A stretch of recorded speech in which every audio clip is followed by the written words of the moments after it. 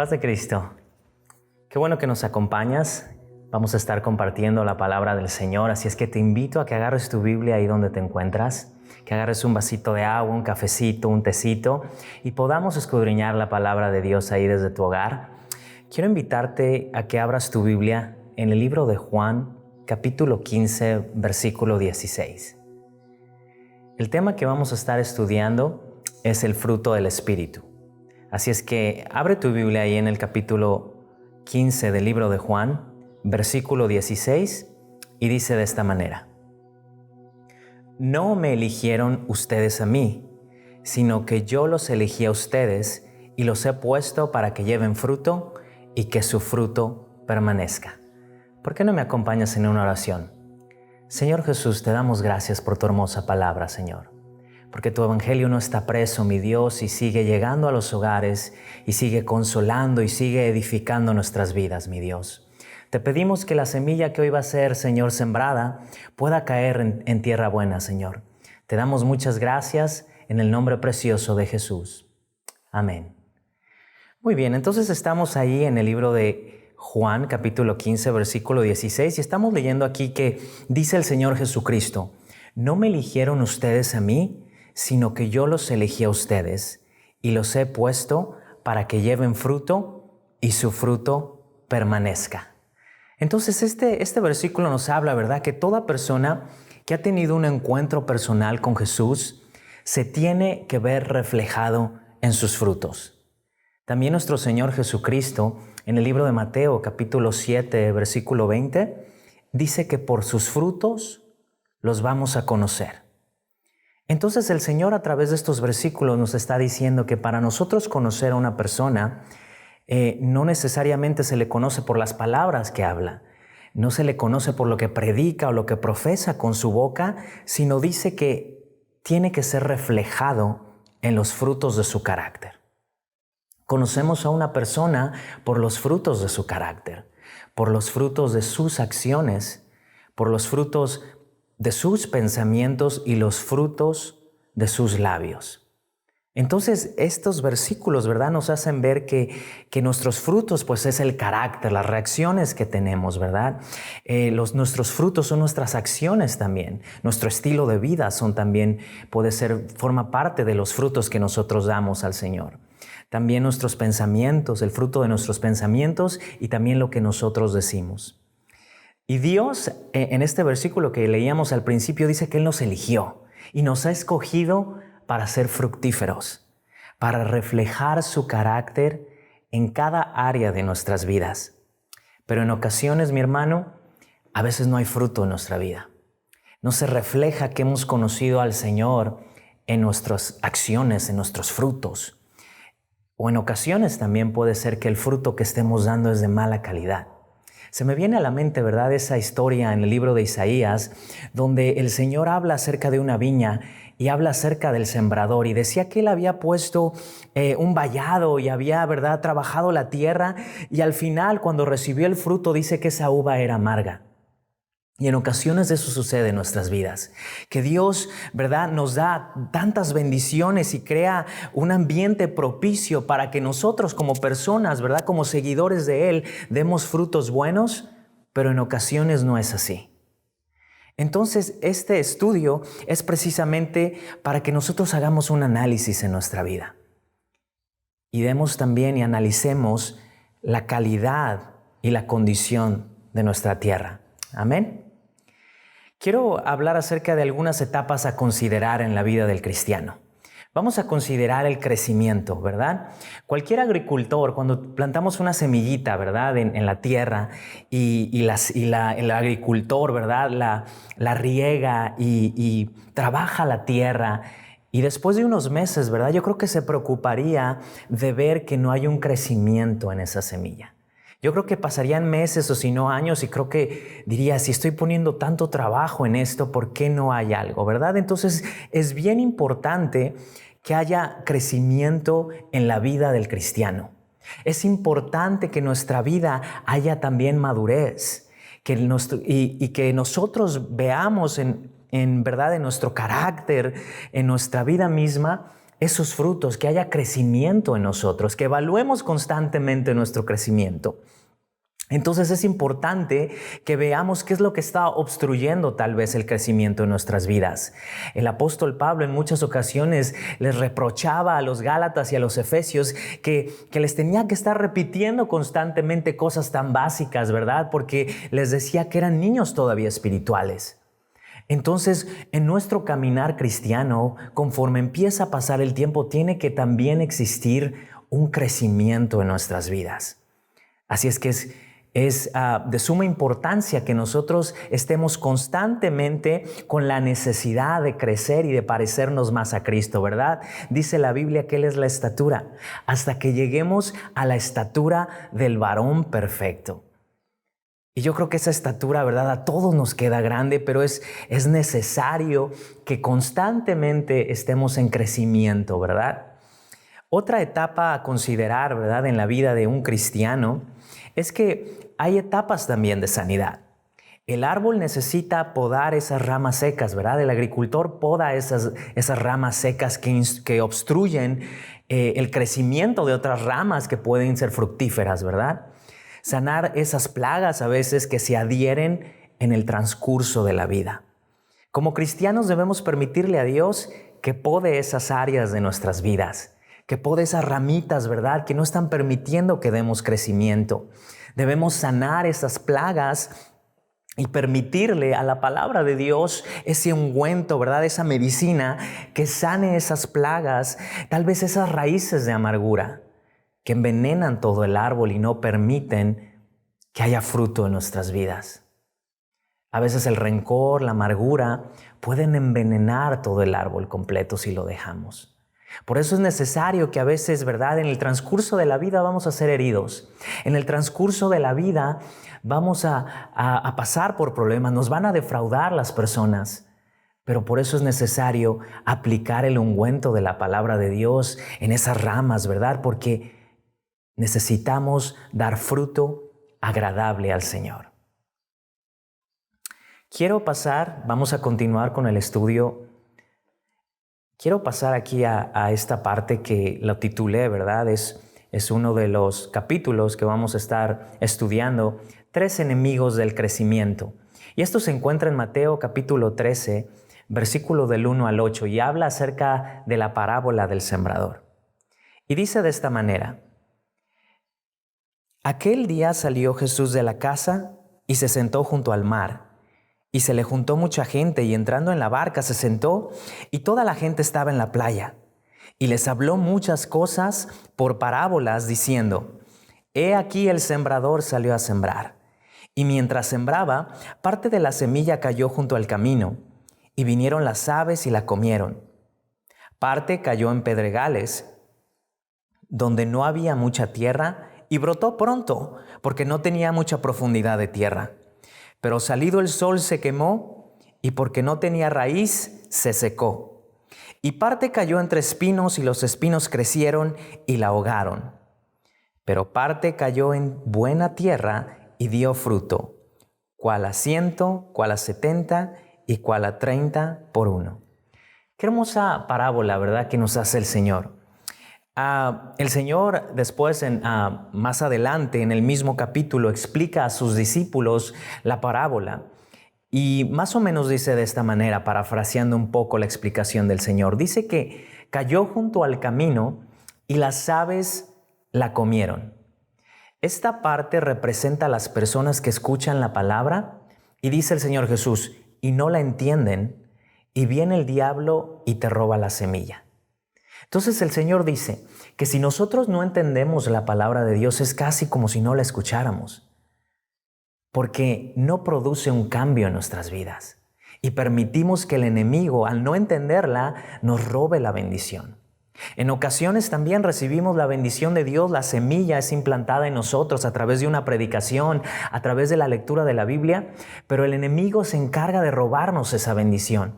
Tal vez al discutir con un cónyuge, tal vez, ¿verdad?, al tener un mal día en el trabajo, permitimos que la palabra sea robada por el enemigo. Entonces es importante que cuando la semilla es implantada en nosotros, No permitamos que caiga en el camino y las aves la roben. Dice aquí, número 2, cayó en pedregales, otra parte de la semilla. Este es el que oye la palabra, pero no tiene raíz en sí, sino que es de corta duración, pues al venir la aflicción se seca. Necesitamos asegurarnos que la raíz está en Jesucristo. Se me viene a la mente, ¿verdad? La palmera. La palmera podemos ver cuando hay tiempo de huracán y podemos ver como muchos árboles son arrastrados, ¿verdad? Por esos vientos. Pero podemos ver a la palmera inclinándose y pareciese que se va a derribar, pero como esa raíz es profunda, puede sostenerse. Y esto es lo que nos está diciendo el Señor. Que las pruebas, que las luchas, que la enfermedad, que la adversidad no se roben o no quemen esa semilla que está implantada en nosotros. Que no seamos de corta duración, que no nos llegue el gozo y de repente al venir la prueba, la lucha, que perdamos esa bendición, que perdamos el crecimiento, que no dé fruto esa palabra implantada en nosotros. Entonces dijimos 3 enemigos del crecimiento. Una es no entender la palabra y que la palabra sea robada por el enemigo. Número 2, que las luchas, las pruebas ahoguen esa palabra y esa semilla. Y número 3 dice, la que cayó en los espinos. Esta parte representa a la persona que oye la palabra, pero el afán de este siglo y las riquezas ahogan la palabra. Una persona afanada, una persona que siempre anda a las carreras, nunca dedicará tiempo a regar esa palabra. Nunca tendrá tiempo de arrodillarse, nunca tendrá tiempo de leer la Biblia cuando andamos afanados en las cosas de este mundo. Dios no tiene nada en contra de las riquezas. El problema es cuando ponemos a las riquezas primero que a Dios. Entonces, el Señor Jesucristo nos está diciendo que necesitamos entender que la palabra no tiene que caer sobre los espinos. Y necesitamos entender que necesitamos ser personas intencionales en nuestra manera de buscar al Señor. Tiene que existir un tiempo en nuestro hogar donde buscamos su presencia, donde buscamos regar la palabra en oración. Tiene que existir, así como tenemos un horario para ir al gimnasio, para ir a trabajar, así debe de existir diariamente en la vida del cristiano un horario en el cual él busca de la presencia de Dios, en el cual él riega esas semillas.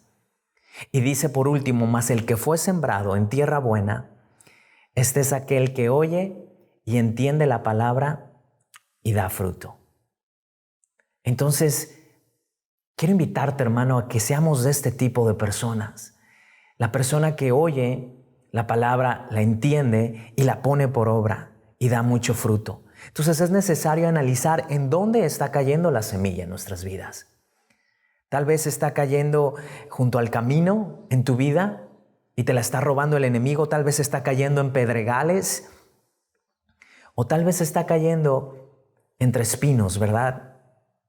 Y la bendición nos está siendo robada por el enemigo. Pero quiero invitarte a que vayamos ahí a Gálatas capítulo 5, versículo 22 y 23. Y este es el fruto que es agradable delante de Dios, porque creo que todos nosotros tenemos el deseo de agradar al Señor con nuestras vidas. Y dice de esta manera, Gálatas capítulo 5, versículo 22 y 23. Mas el fruto del Espíritu es amor, gozo, paz, paciencia, benignidad, bondad, fe, mansedumbre y templanza. Una vida adherida a Jesús da mucho fruto. Juan capítulo 15, versículo 5 dice de esta manera, yo soy la vid y ustedes los pámpanos. El que permanece en mí y yo en él, lleva mucho fruto. La única manera, hermano, en la que tú y yo podemos dar frutos buenos y dar estos frutos, los cuales este fruto que hemos leído, el fruto del Espíritu, es a través de una vida adherida a la vid.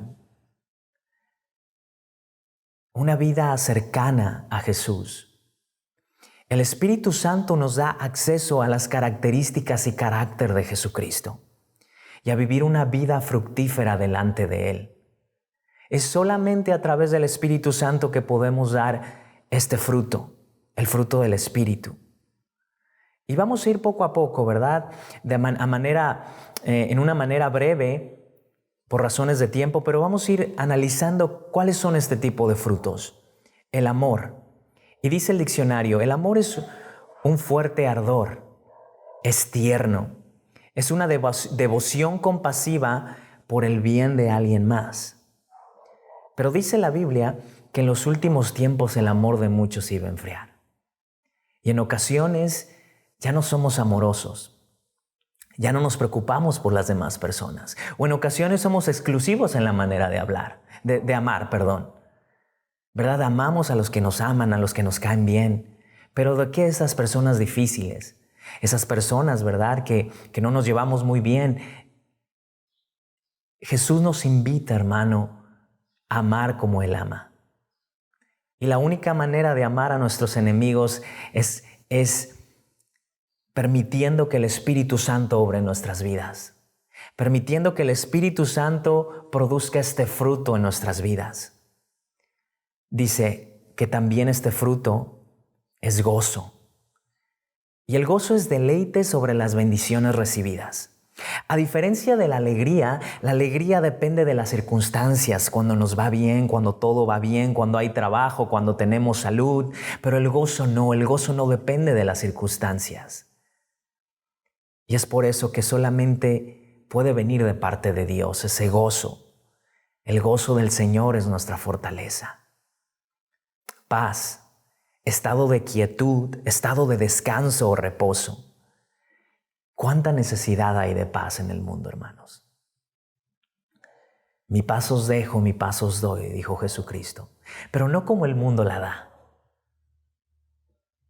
La paz del Señor sobrepasa todo entendimiento. A pesar de que haya un caos alrededor de nosotros, podemos tener paz, podemos descansar en Él y tener quietud. Dice la Biblia, venid a mí todos los que estén cansados y cargados, que yo os haré descansar. Aprender a descansar y a despojarnos de nuestras cargas en el Señor. Paciencia. Paciente resistencia para resistir las ofensas, injusticias y provocaciones de otros. Necesitamos paciencia. Porque a veces nada más nos pitan, ¿verdad? Cuando vamos manejando y nos descontrolamos y no somos pacientes. La paciencia como la que tuvo nuestro Señor Jesucristo. Benignidad, disposición para ser gentil o amable.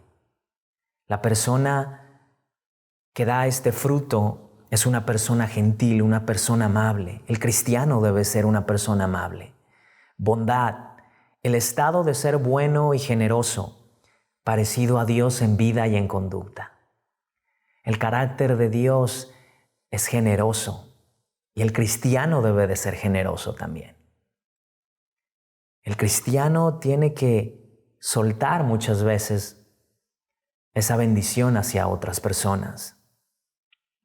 La fe, confianza y seguridad interna de todo corazón. Qué precioso es confiar y estar seguros de que no importa las circunstancias, Dios está con nosotros. Número 8, mansedumbre.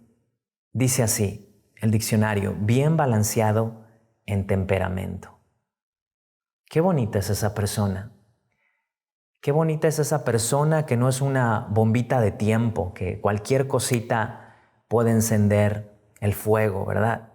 Es hermoso y yo creo que todos podemos aprender de nuestro Señor Jesucristo. Él dijo, aprender de mí, que soy manso y humilde de corazón.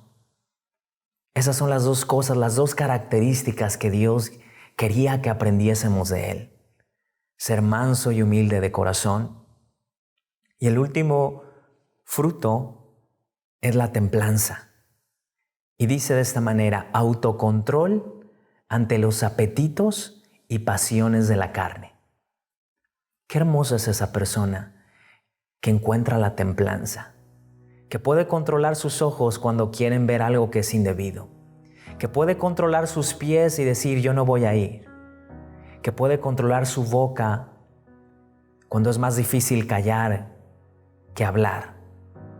Qué hermosa es esa persona que ha encontrado esa templanza en su vida y que puede controlar su cuerpo ante las tentaciones y los apetitos de la carne. El ser humano, hermano, hermana, persona que me escuchas, es incapaz de producir estos frutos por sí mismo. Necesitamos del Espíritu Santo en nuestras vidas. Así es que si tú no tienes al Espíritu Santo, quiero invitarte a que lo pidas a Dios. Uno de los frutos que Dios espera primeramente de cada persona es fruto de arrepentimiento. Si tú quieres un cambio en tu vida, si tú necesitas un cambio, si tú quieres cambiar tu vida, muéstrale a Dios que quieres cambiar. Abre tu Biblia, muéstrale frutos de arrepentimiento al Señor. Así es que, hermano, hermana, si tu deseo es producir mejores frutos, quiero invitarte a hacer una oración. Cierra tus ojos ahí donde estás y digámosle al Señor, Señor Jesús, he permitido que muchas de las semillas, Señor, que han sido sembradas en mi vida, caigan, Señor, en pedregales, en el camino y entre espinos. Y mi tierra a veces no ha sido muy fértil, Señor. Y a veces mis frutos no revelan que he tenido un encuentro personal contigo. A veces los frutos que doy en mi casa, con mis hijos, mi familia, no son los frutos que acabamos de leer aquí, Señor. Pero quiero cambiar y quiero, mi Dios, que esta palabra caiga sobre tierra buena. Limpia mi tierra, Señor, y hazla una tierra fértil para tu honra y tu gloria. En el nombre precioso de Jesús. Amén. Que el Señor te bendiga.